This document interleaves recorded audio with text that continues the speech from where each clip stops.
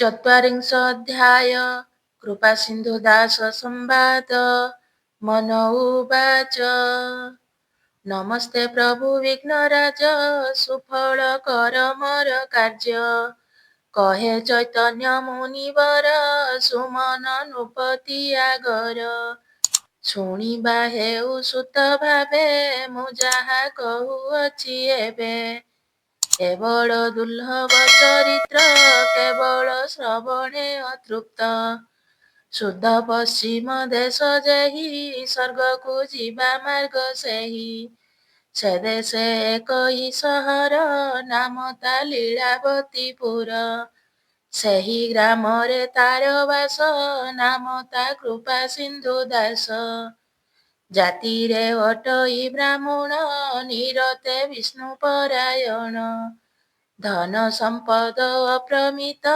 ବେନି ଦୁହିତା ତିନି ସୁତ ତାର ଭାରିଜା ରୂପବତୀ ନାମ ତାହାର ଶ୍ରଦ୍ଧାବତୀ ସ୍ୱାମୀ ସେବାରେ ଦୃଢ଼ମତି କେବଳ ଜାଣେ ବିଷ୍ଣୁ ଭକ୍ତି ନ ଜାଣେ ଅନ୍ୟ ଦେବମାନ ଜାଣଇ ସ୍ୱାମୀ ଭଗବାନ ସ୍ୱାମୀ ଆଜ୍ଞାରେ ଥାଇ ନୀତି ଶ୍ରଦ୍ଧା ନ ଭାଙ୍ଗେ ଶ୍ରଦ୍ଧାବତୀ ହେମନ୍ତ ପତ୍ନୀ ସଙ୍ଗେ ଘେନି ବଞ୍ଚଇ ଦିବସ ରଜନୀ ପୁରାଣ ଶୁଣୁଥାଏ ନୀତି ସାଧୁଙ୍କ ଚରଣେ ଭକତି ସକଳ ଯିବେ ଦୟାବାନ କହେ ସେ ମଧୁର ବଚନ ପାଷାଣ୍ଡ ଜନଙ୍କ ସହିତେ ବସଇ ନାହିଁ କଦାଚିତେ ମିଥ୍ୟା ବଇଲେ ମୃତ୍ୟୁ ତାର ଜାଣଇ ସତ୍ୟ ଏକା ସାର ଦେବ ବ୍ରାହ୍ମଣେ ମହାଭୟ ନିରତେ ସଦାନନ୍ଦ ରାୟ ବୈଷ୍ଣବ ବ୍ରାହ୍ମଣ ଭିକାରୀ ଯୋଗୀ ସଙ୍ଗମ ବ୍ରହ୍ମଚାରୀ ଦୁଃଖୀ ଦରିଦ୍ର ଯେଉଁ ନରେ ସେ ଆସି ପ୍ରବେଶିଲେ ଦ୍ୱାରେ ଯାଅ ବୋଲିବା ପଦ ନାହିଁ ଯେ ଯାହା ମାଗିଲେ ଦିଅଇ ବସ୍ତ୍ର ଭୋଜନ ଆଦି ଯେତେ ରତନ କାଞ୍ଚନ ସହିତେ ଦେଇ ତୋଷଇ ତାର ମନ ଲୋକେ ବୋଲନ୍ତି ଧନ୍ୟ ଧନ୍ୟ ଏମନ୍ତେ କେତେ ଦିନ ଗଲା ତା ଯଶ ଜଗତେ ପୁରିଲା ଶୁଣ ହ ମନ ଶୁଦ୍ଧ ଚିତେ ଏଥି ଉତ୍ତାରେ କଥା ଯେତେ ଦଇବ ଘଟ ସୂତ୍ର ମାନ କେ ତାହା କରିପାରେ ଆନ ପୁତ୍ର ଦୁହିତା ତାର ମଲେ ଗୋଟିଏ କେହି ନ ରହିଲେ ଏକା ରହିଲେ ତାର ମାତ ତାର ସମ୍ପଦ ହେଲା ଚ୍ୟୁତ ଖାତକେ ନେଲେ ଧନ ବାଡ଼ି ଅନଳେ ଗଲା କିଛି ପୁଡ଼ି ଖଣ୍ଟ ଚଉର୍ଯ୍ୟ ଆଦି ଯେତେ ଏମାନେ ନେଲେ ଧନ କେତେ ଏମନ୍ତେ ସର୍ବକ୍ଷୟ ଗଲା ମହାଦରିଦ୍ର ଦୁଃଖୀ ହେଲା ଏଥକୁ ସୂଚନା ନ କରି ବଲେ ଯା କରିବେ ଶ୍ରୀହରି ସଂସାର ଯାର ଖେଳ ଘର ଏ ସର୍ବ ଆୟତ ଯାହାର କୀଟରୁ ବ୍ରହ୍ମ ଆଦି କରି ଯେତେ ଅଛନ୍ତି ଦେହ ଧରି ଏମନ୍ତ ବୋଲି ନ ସୁଚିତେ ହସି ଭଜନ କରି ନିତେ ବଞ୍ଚଇ ରଜନୀ ଦିବସ ମନେ ତା ক্ষୁଭ ନାହିଁ ଲେଶ କେବଳ ଚିନ୍ତା ତାର ଏତେ ଦ୍ୱାରକୁ ଆସିବେ ଅତିଥେ ଆସିଲେ ଲେଉଟି ସେ ଯିବେ ଏଥକୁ କି କରିବା ଏବେ ଏହି ଚିନ୍ତା ହିଁ ମନେ ତାର କେ କହେ କାହାରି ଆଗର ଏମନ୍ତେ କେତେ ଦିନ ଠାରେ ତା ପତ୍ନୀ ସ୍ୱାମୀର ଆଗରେ ଅତି ମଧୁରମୟ ବାଣୀ ବିନୟେ କହିଲା ସେ ପୁଣି ବଇଲା ଶୁଣ ମୋ ବଚନ ଆଉ ତ ନାହିଁ କିଛି ଧନ ଘରେ ପିତଳ ସଜ ଯେତେ ଯେ ତମ୍ବା କଂସା ହିଁ ସହିତେ ବଡ଼ ସାନ ହିଁ ଯେତେ ଥିଲା ସମସ୍ତ ବିକାରେ ଯେ ଗଲା ତୋରାଣି ପିଇବା କାହିଁରେ ଖଣ୍ଡିଏ ପାତ୍ର ନାହିଁ ଘରେ ଯେ ପୁରାତନ ବସ୍ତ୍ର ଥିଲା ତାହା ତ ସବୁ ବିକା ଗଲା ସର୍ବ ହଇଲା ଆସି ଶେଷ, ଏବେ ରହିଲୁ ଉପବାସ। କଷ୍ଟ ପଡ଼ିବା କର୍ମ ଯେତେ, ତାହା ତ ନୁହେଁ ତୁମ୍ଭ ଚିତେ। ମୂଲ ତ ଲାଗି ନ ପାରିବ, ଭିକ୍ଷା ତ ମାଗି ନ ଜାଣିବ। ଏଥକୁ କି ବୁଦ୍ଧି କରିବା, ନିଶ୍ଚୟ ଜୀବନ ହାରିବା। ତା ଶୁଣି ବୋଲେ ନିଜ ପତି, ମୋ ବାଣୀ ଶୁଣରେ ଯୁବତୀ। ଆମ୍ଭ ଅଦୃଷ୍ଟେ ଅଛି ଯାହା, ଅବଶ୍ୟ ପୁଞ୍ଜିବା ନା ତାହା। ଏଥକୁ କିଛିଟି ନ ଭାଳ, ଯାହା କରିବେ ଆଦି ମୂଳ। ତା ଶୁଣି ପତ୍ନୀ ବୋଲେ ଶୁଣ, ତୁମ୍ଭେ ଯା କହିଲ ପ୍ରମାଣ। ସଂସାରେ ଦେହ ଧାରି ଯେତେ, ଅନ୍ନରେ ବଞ୍ଚନ୍ତି ସମସ୍ତେ। ଅନ୍ନ ନ ପାଇ ଯେତେ ଦିନ, ରହିବ ଏ ପାପ ଜୀବନ। ଆଜି କି କରିବା ବିଚାର, ଏକଥା ଗୋଟି ମୂଳ କର। ତା ଶୁଣି ବୋଲେ ସ୍ୱାମୀ ଥାଇ, ଶୁଣ ମୋହର ପ୍ରାଣ ସହି। ଏକଥା ମାତ୍ର ତୁ କର, ଯାଅ ତୁ ମିତ୍ରଙ୍କର ଘର। ମାଣ୍ଡିଆ ଚୂନା 10 ମାଣ, ଉଦ୍ଧାର କରି ମାଗି ଆଣ। କରିବା 10 ଗୋଟି ରୁଟି, ତହିଁ ମୁଁ ଧରି 5 ଗୋଟି। ଯିବି ନୀଳାଦ୍ରିପୁର ଯାଏ, ସେ ଗ୍ରାମେ ଖାତକ ଗୋଟିଏ। ହଇ ଅଛନ୍ତି ଭାଗ୍ୟବନ୍ତ, ତାଠାରେ ଅଛି ଆମ୍ଭ ବିତ। ସେ ଯାହା ଦେଲେ ତାହା ଆଣି, ଖାଇ ବଞ୍ଚିବା ବେନି ପ୍ରାଣୀ। ଯାଇ ଆସିବା 5 ଦିନ, ଲାଗିବ ଯୁବତୀର ତନ। ଏଥକୁ ଚିନ୍ତା ନ କରିବୁ, ଆନନ୍ଦ ହୋଇ ଘରେ ଥିବୁ। ଶୁଣି ଯୁବତୀ ଶିରୋମଣି, ମନେ ଚିନ୍ତଇ ଚକ୍ରପାଣି।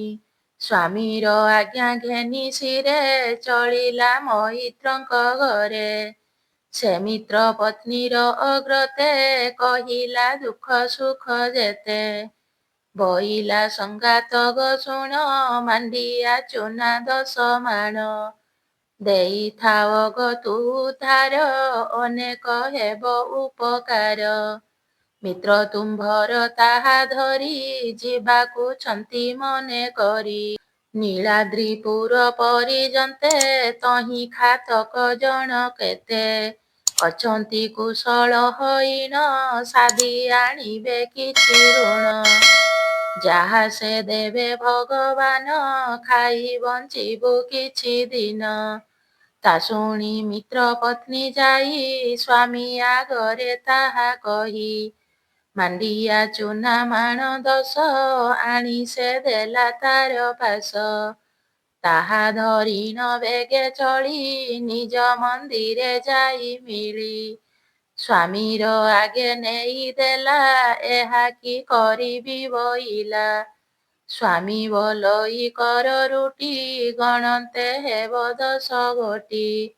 ତହୁଁ ମୁଁ 5 ଗୋଟି ଘେନି, ପ୍ରଭାତୁ ଯିବିରେ କାମିନୀ। ତୁମ୍ଭର 5 ଗୋଟି ଥିବ, ମୋର ଆସିବା ଯାଏ ହେବ। ଦୁହେଁ ଜୀବର ରକ୍ଷା କରି, ପଛେ ଯା କରିଲେ ଶ୍ରୀହରି। ସେ କଥା ହେବ ତ ଅବଶ୍ୟ, ଏବେ ତୁ ରୁଟି କର 10। ତା ଶୁଣି ବୋଲେ ପ୍ରିୟାବତୀ, ତୁମ୍ଭେ ମୋହର ପ୍ରାଣପତି। ବୃକ୍ଷ ଛାଇର ପ୍ରାୟ ହୋଇ, କେବେ ଅନ୍ତର ହୁଅ ନାହିଁ। ଏବେ ଛାଡ଼ିନ ମତେ ଯିବ, ଏହା ସେ ଲେଖିଲା ଦଇବ। ତୁମ୍ଭ ଅଇଲା ପରିଜନ୍ତେ, ମୋ ଦିନ ସରିବ କେମନ୍ତେ। ଏମନ୍ତ କହି ଥନ ଥନ, କରିଣ ତା ବେନି ନୟନ। ଉଠିଲା କରିଣ କାରୁଣ୍ୟ, ସ୍ୱାମୀ ବୋଲଇ ସଖୀ ଶୁଣ। କିମ୍ପା ତୁ ହେଉଛୁ ବିକଳ, ସବୁରି ପ୍ରଭୁ ଆଦି ମୂଳ। ସମସ୍ତ ଜୀବର କାରେଣୀ, ଅଶେଷ ଜନ ଚିନ୍ତାମଣି। ସବୁରି ଦୁଃଖ ସୁଖ ଯେତେ, ସେ ସିନା ବୁଝିଥାନ୍ତି ନିତେ। ସକଳ ଘଟେଛନ୍ତି ପୁରୀ, ସବୁରି କର୍ମର ଯୁଧରି। ସଂସାର କରେ ଆତ ଜାତ, ସବୁ ଏ ତାହାଙ୍କ ଆୟତ। ସେ ପ୍ରଭୁ ଅଛନ୍ତି ଆମ୍ଭର, ମନରେ ସଂଶୟ ନ କର। ବେଗେ କର ତୁ ଯାଇ ରୁଟି, ଶୁଣି ସୁନ୍ଦରୀ ଗଲା ଉଠି। ତକ୍ଷଣେ ସୂଚିମନ୍ତ ହୋଇ, ଶ୍ରିୟା ଦେବୀଙ୍କୁ ମନେ ଧ୍ୟାଇ। ଚୁଲିରେ ଅଗ୍ନି ଯୁଗ କରି, ମାଣ୍ଡିଆ ଚୂନା ଗୁଳି କରି। ତହିଁ ଲବଣ କିଛି ଭରି, ରୁଟି ସେ 10 ଗୋଟି କରି। ଅନଳ ତପ୍ତେ ସିଝାଇଲା, ଯତନ କରି ନ ଥୋଇଲା। ଏମନ୍ତ ବେଳେ ଦେବ ହରି, ଭାବେ ବୈଷ୍ଣବ ରୂପ ଧରି। ମସ୍ତକେ ସୁହେ ଜଟା ଭାର, ବିଭୂତି ଭୂଷଣ ଶରୀର। ଭାଲେ ତିଳକ ଶୁଭାକର, କଣ୍ଠେ ତୁଳସୀ ମାଳ ହାର। ଶ୍ରବଣେ କୁଣ୍ଡଳ ବିରାଜେ, ଡୋର କୌପୁନୀ କଟି ମାଝେ। ଘେନି ଶ୍ରୀ করে ତମ୍ବା ଯଷ୍ଟି, କିଅ ବା ବିଜୟ ଧୂର୍ଜୁଟି।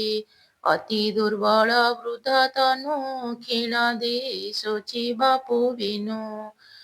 ପେଟ ଲାଗିଛି ପୃଷ୍ଠ ଦେଶେ, ପଞ୍ଜରା ଗୋଟି ଗୋଟି ଦିଶେ। ବସିଲେ ନ ପାରନ୍ତି ଉଠି, ଚାଲନ୍ତେ ପଡୁଛନ୍ତି ଝୁଣ୍ଟି। କହିବା ହଇଲେ ବଚନ, ଛାଡ଼ିଯାଏ କି ଦେହୁ ଜ୍ଞାନ। ଅତି ଦୁର୍ବଳ ତାଙ୍କ କାୟେ, କେବଳ ଦିଶେ ଜ୍ୟୋତିର୍ମୟେ।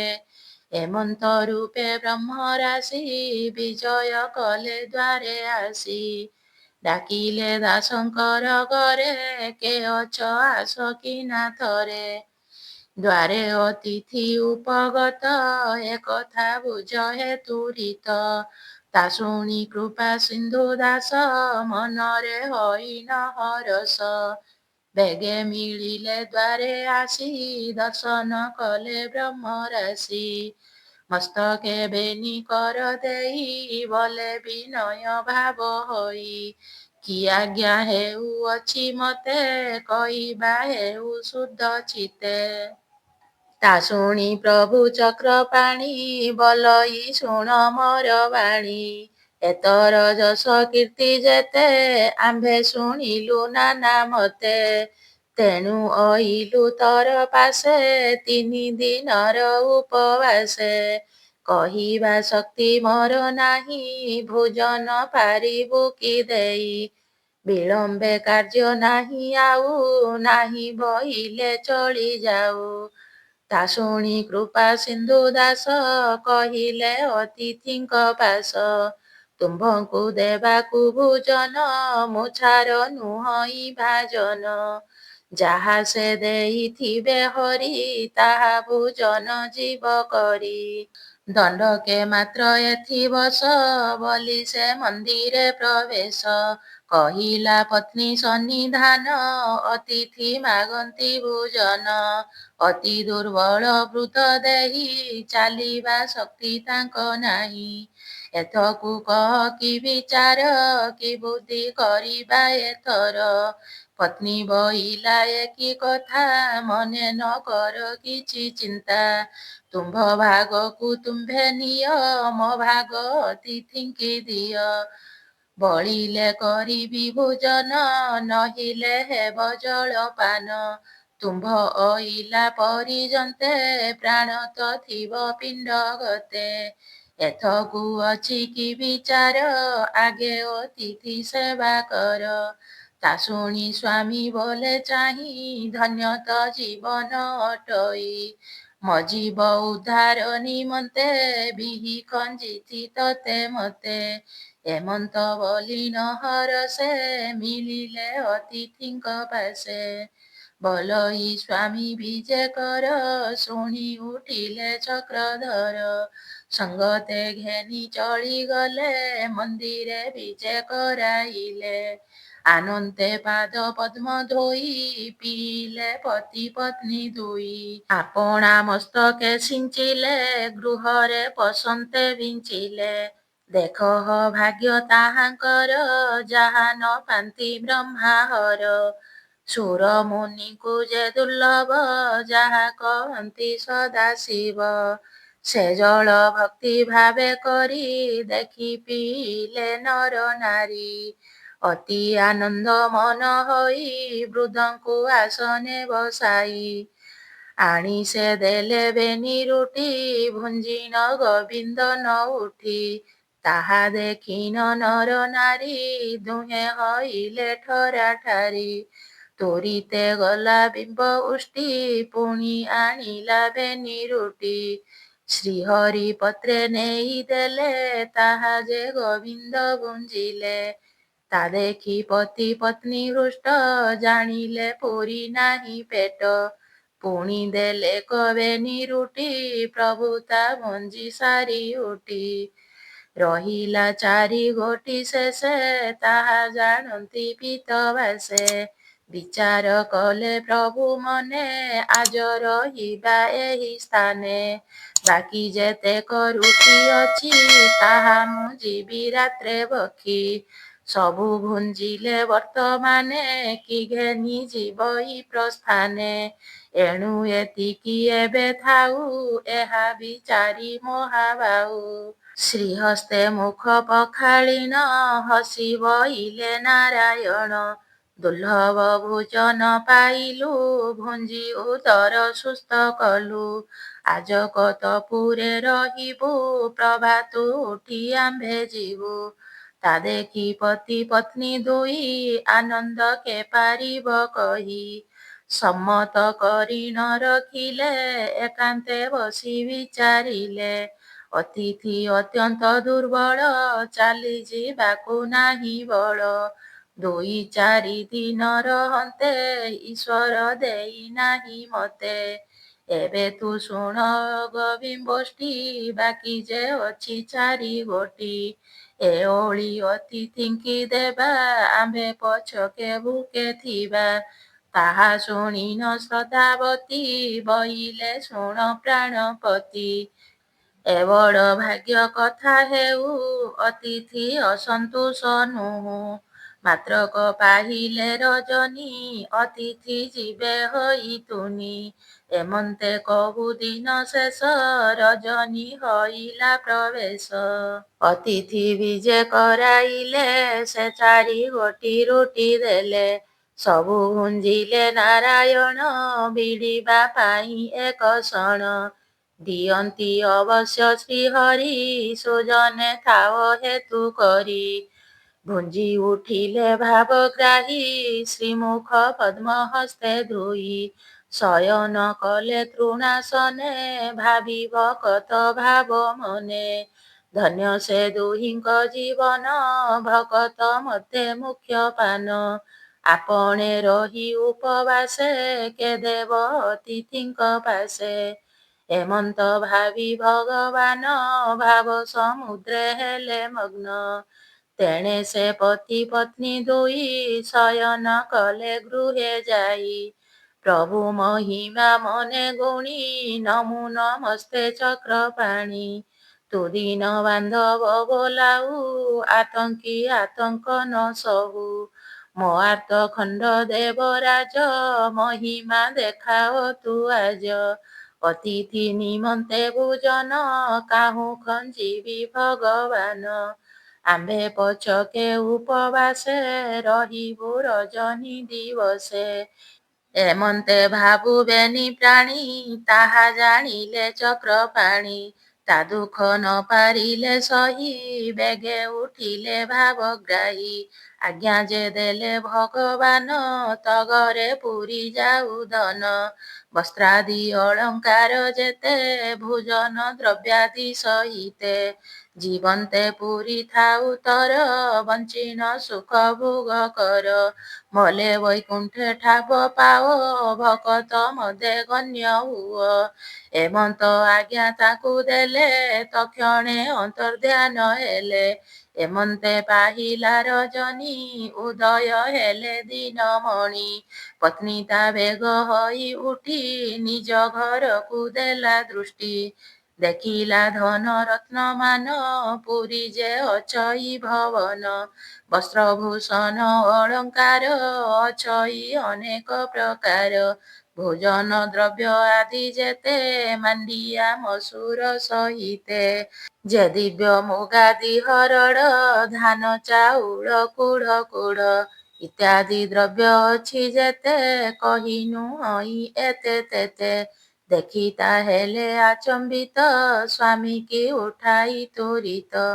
ବଇଲେ ଆସ ବେଗ ହୋଇ ସେ ମହାଯୋଗୀ ଗଲେ କାହିଁ। ସମ୍ପଦେ ପୁରୀ ଅଛି ଘର ଏତ ବଡ଼ଇ ଚମତ୍କାର। ତା ଦେଖି ଦୁହେଁ ବେଗେ ଆସି ଦେଖିଲେ ନାହାନ୍ତି ସନ୍ନ୍ୟାସୀ। ମନ୍ଦିରେ ଦେଖିଣ ସମ୍ପଦ ବିଚାର କଲେ ମନ ମତ୍ୟ। ନିଃଶେଷେ ପ୍ରଭୁ ଚଉବାହା ଆନର ବଳେ ନୁହେଁ ଏହା। ପତ୍ନୀ କି ପତି ବୋଲେ ଶୁଣ ସେ ମାୟାଧର ନାରାୟଣ। ଆମ୍ଭଙ୍କୁ ମାୟାରେ ପକାଇ ଅନ୍ତର ହେଲେ ଭାବଗ୍ରାହୀ। ମନୁଷ୍ୟ ପ୍ରାୟ ତାଙ୍କୁ ମଣି ସେବା ଯେ କଲୁ ବେନି ପ୍ରାଣୀ।